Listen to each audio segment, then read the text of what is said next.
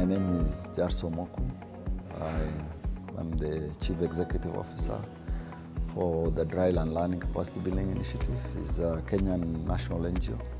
We are also the Secretariat of Parliamentary Group, called Pastoralist Parliamentary Group. In 13th Parliament, we have 102 members of Parliament, 19 senators, and 25 women parliamentarians. We support them at the Parliament. DLCI, we started with Voice under the Influencing Project, phase 1. We worked on having the legal framework in place, the Community Land Act. That was back in 2016. So 2017, 2018, we started the journey with Voice, where we are one of the grantees under the Influence Grant. We were trying to educate the communities, the public, on the Act itself. We help them understand the law so that they can be able to use the law and get their rights registered.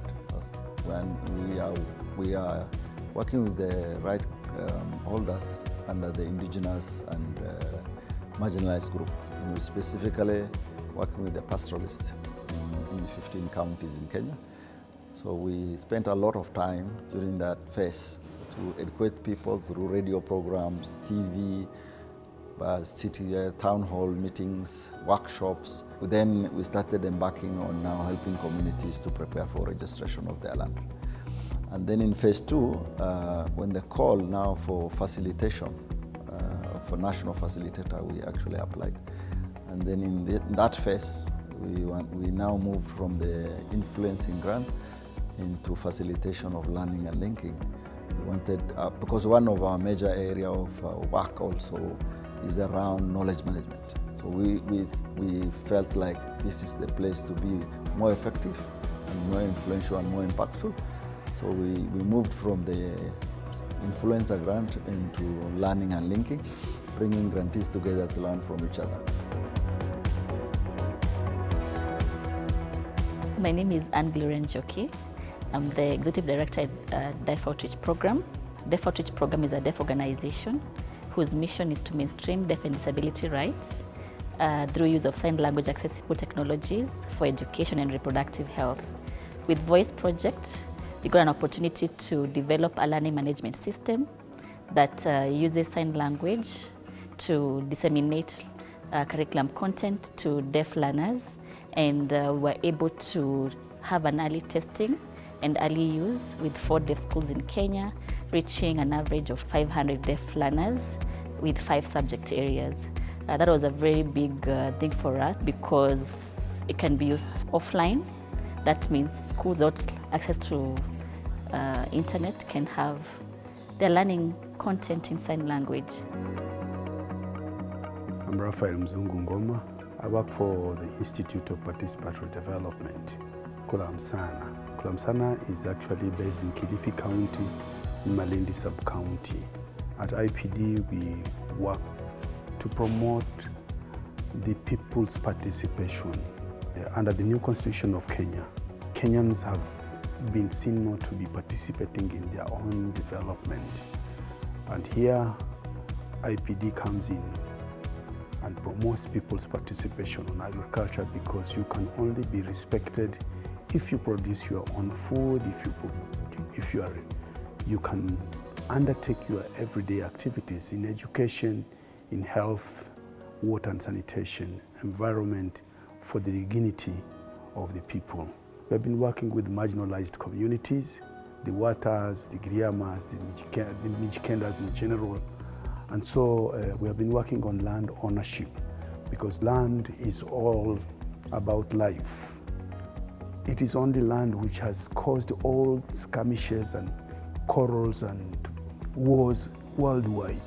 So here we have been working with Voice, promoting people's participation in solving their own problems. Following this project, communities have realized that it is their role to engage. Rather than killing, they can engage and make a solution to their own problems.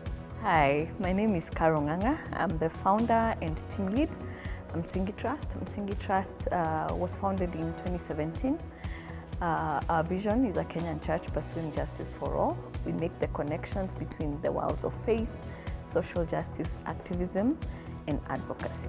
So under the Voice program, Msingi Trust was implementing a project under the Faith, Feminism and Freedom banner. Our project was called 100 Voices of Change.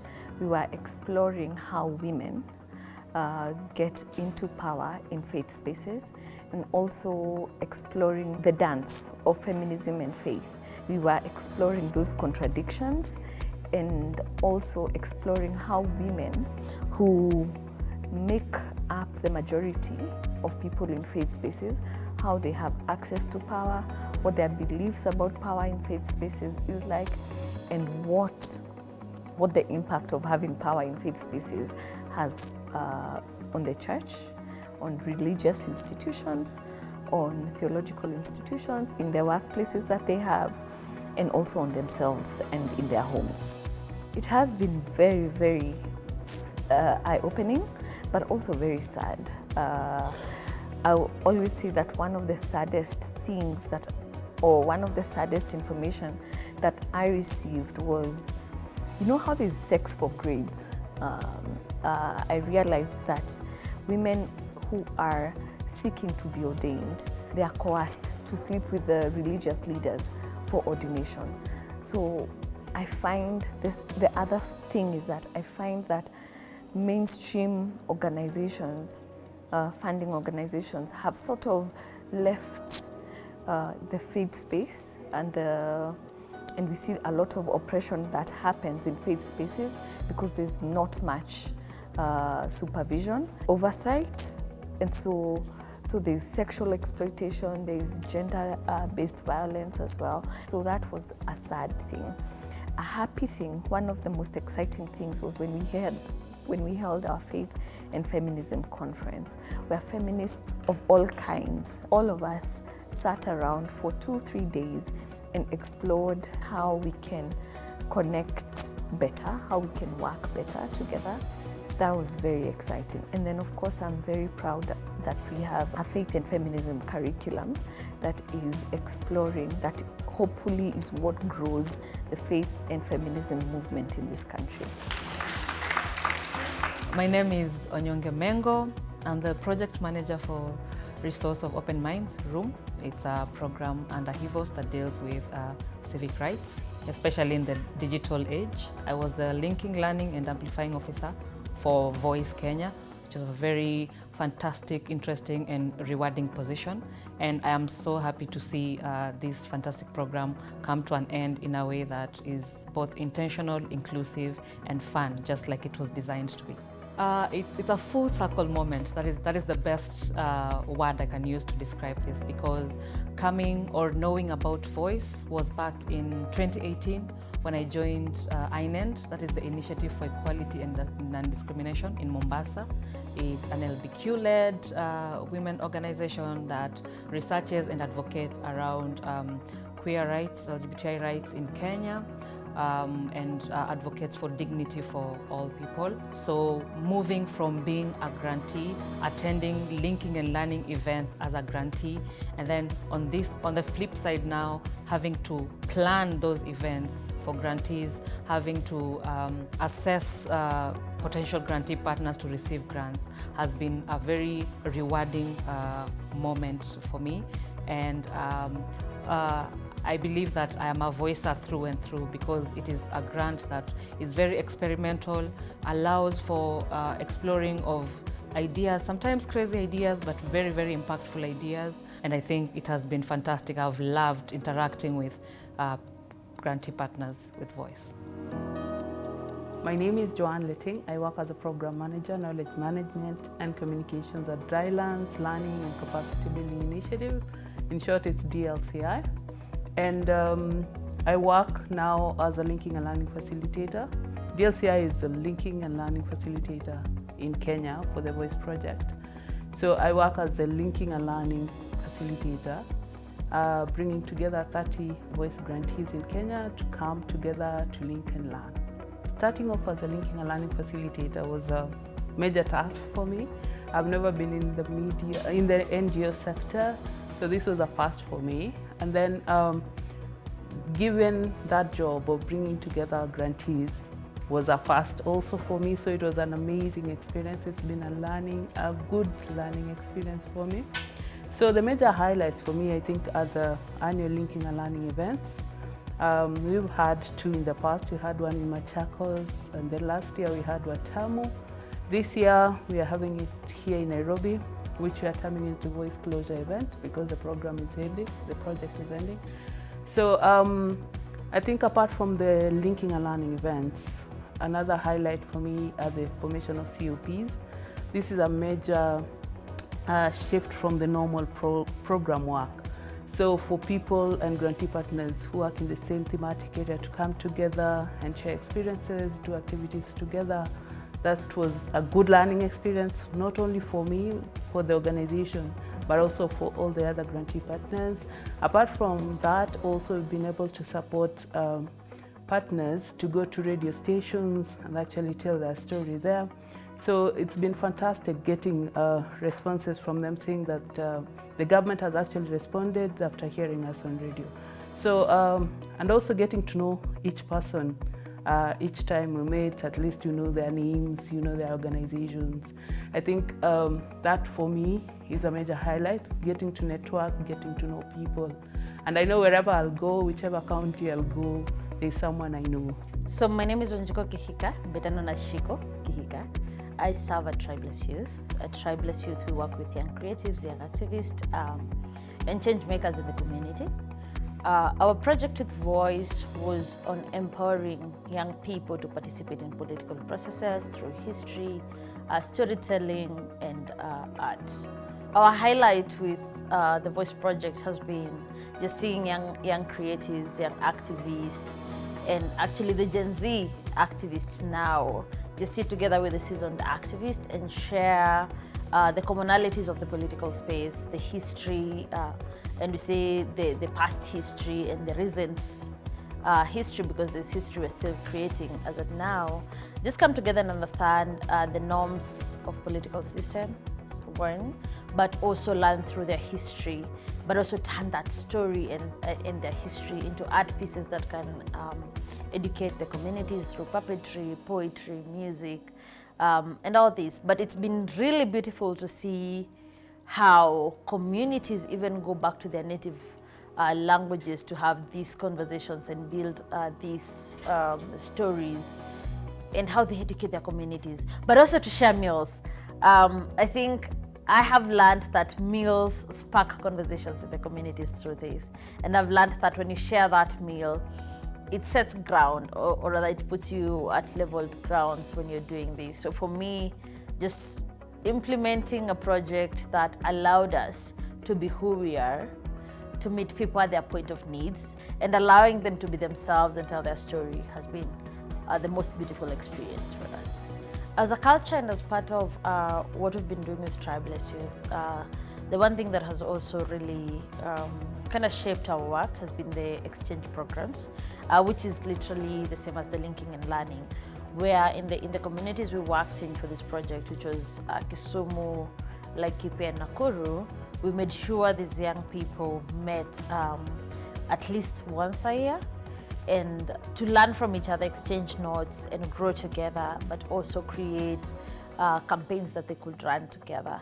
And which for me, it's brilliant to see that Voice has also taken this up in a large scale where the grantee partners have been meeting over the years. I think we've been with Voice for the last almost 5 years, and just working the journey and understanding the network has been something that we look forward to just growing together with the other partners, really.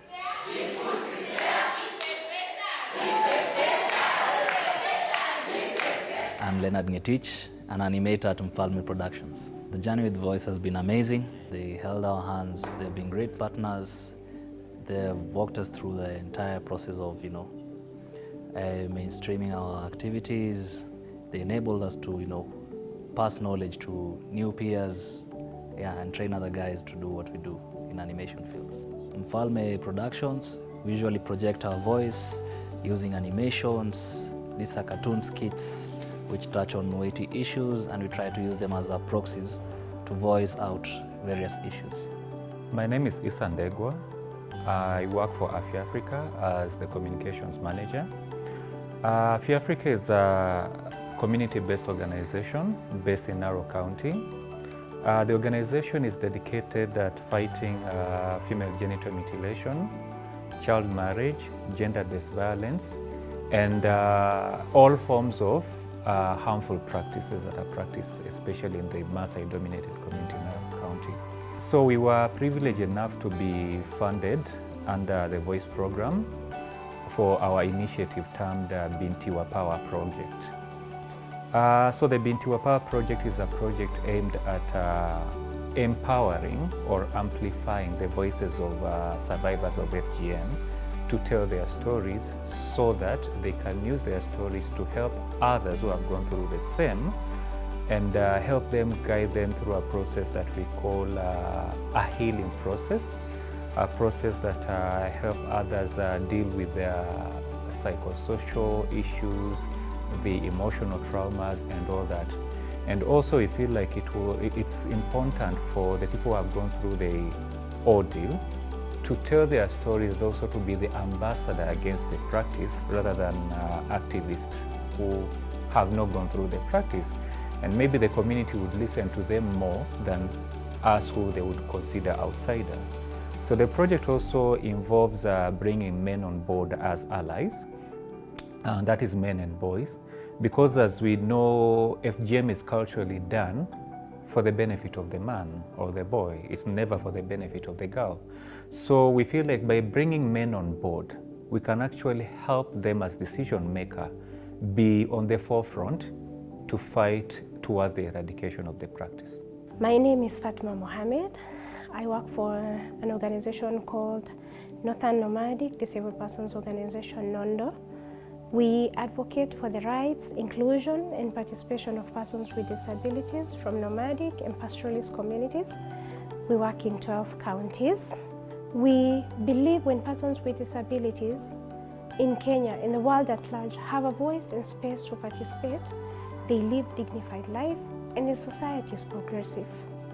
We focus in education, governance, socioeconomic empowerment, climate change, and health.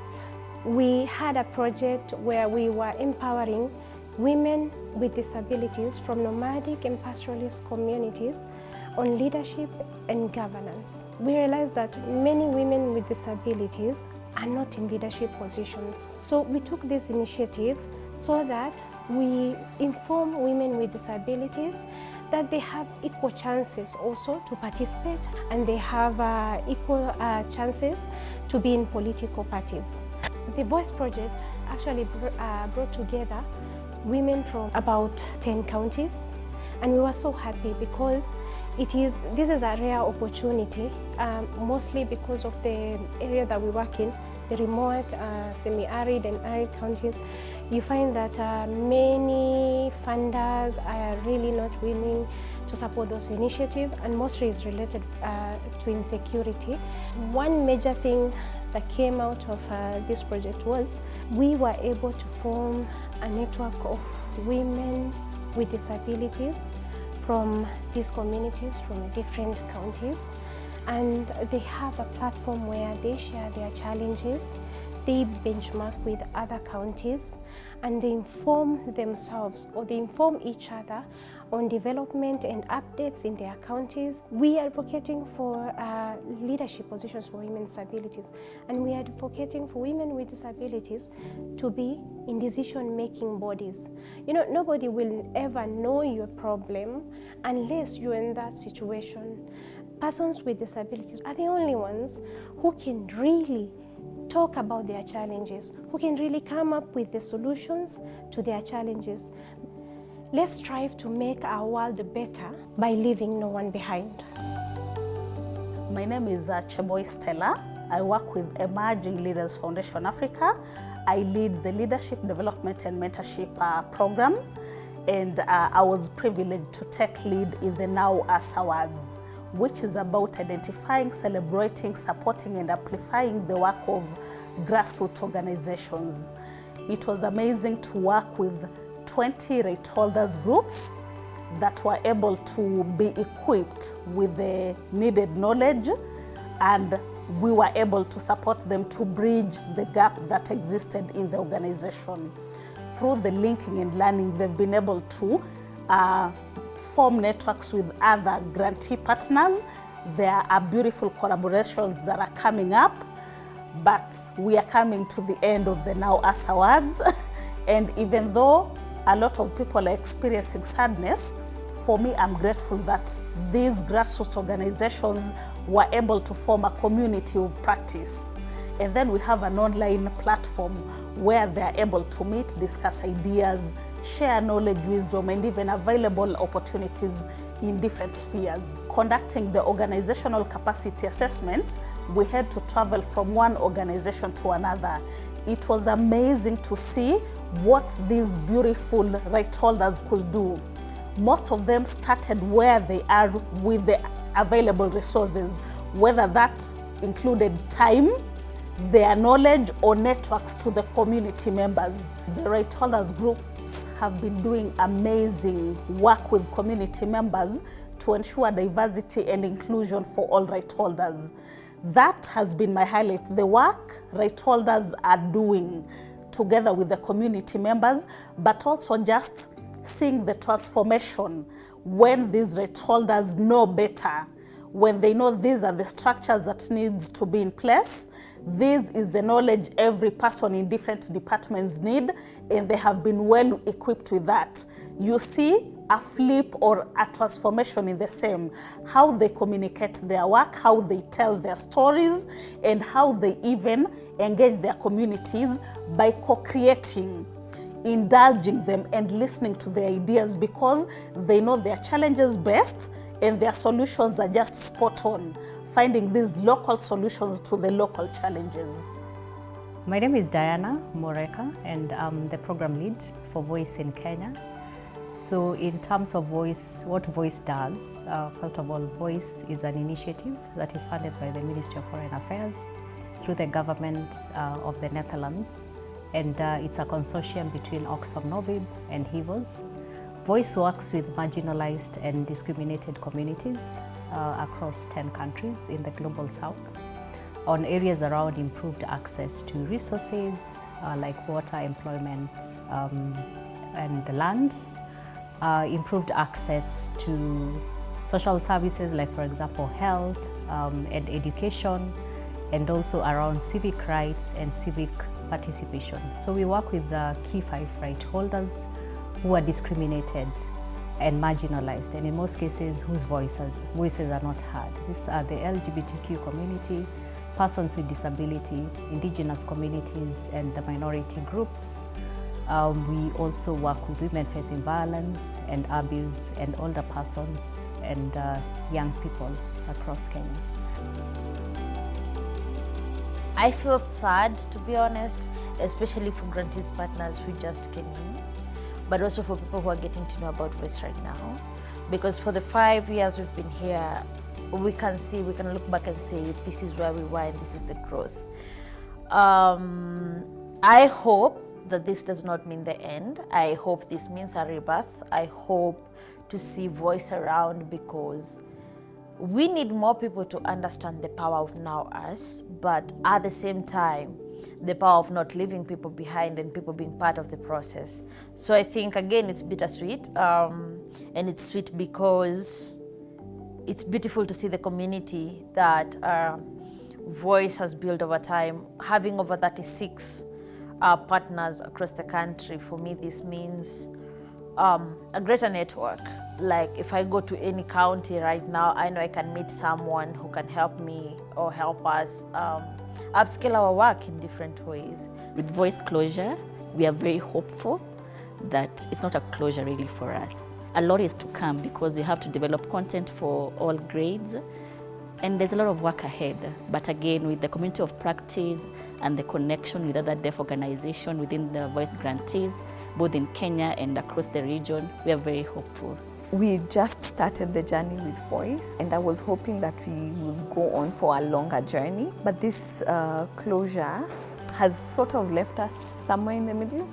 We are not where we began, because actually Voice was our very first main donor. And so seeing them go is a bit sad, but I think we are somewhere where other people can come alongside us and support the work that we've been doing for the past 7 years. I think this closure means for us a new beginning. We are going to do things in a different way. The only thing that may be likely to not be available in the current form is the funding.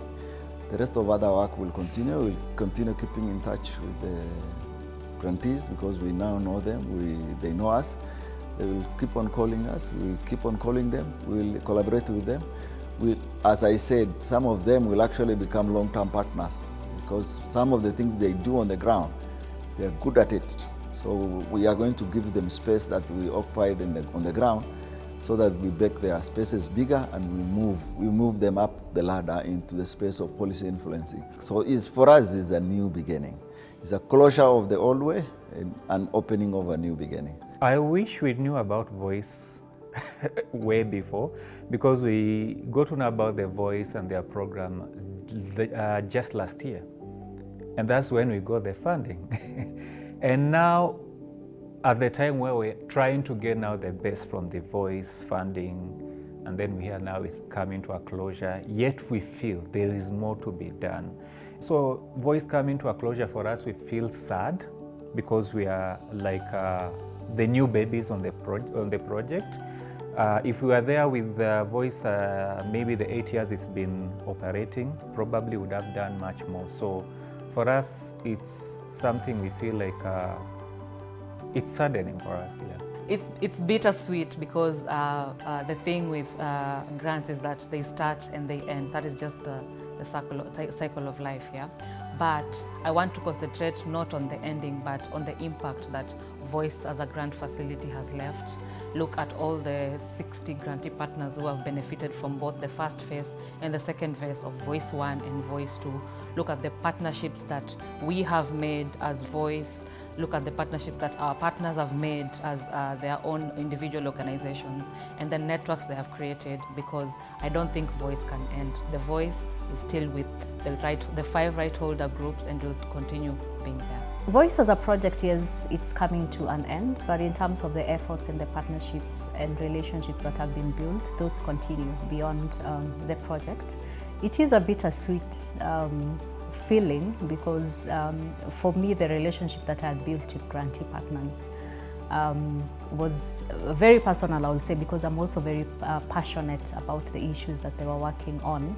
But the sweet bit is because I believe that the partnership that we've had with them over the years and the work that they continue to do with grantee partners will go beyond even, and the impact as well beyond the project Voice.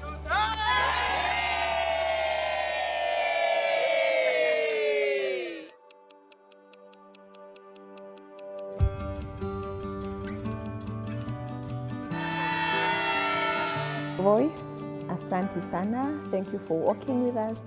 Thank you for being a partner. Thank you for the long nights, the long days. It has been worth it. My message to Voice first is to say thank you very much. Your investment to us as an organization was very key to making our learning management system to be a success. And without that investment, that would not have happened. And more impact and fruits will be seen in the future. Voice team, thank you so much for believing in the right holders, organizations, grassroots organizations. Thank you for taking a chance on them. Thank you for granting them, giving them money to support their work. Keep doing what you do, because whatever you do makes a whole lot of difference, and it will continue creating a ripple effect of positive change in the world. To say to the Voice, thank you very much for the program. We will consider looking at taking this work forward, not wholesale the way it is, but in some forms, so that we will be able to continue celebrating this journey we have started. And we want them to continue being with us in the journey forward. It was so exciting to work with all the 30 grantee partners, and for me, I feel humbled and at the same time excited to have been connected to all the 30 grantee partners. So I really wish them well, and I believe that the impact that they've created in the community will continue on and on and on and on. Yeah, so it's exciting. To the Voice team, Maha Santahain. To Voice, thank you so much for your support. To Voice, you are a powerhouse.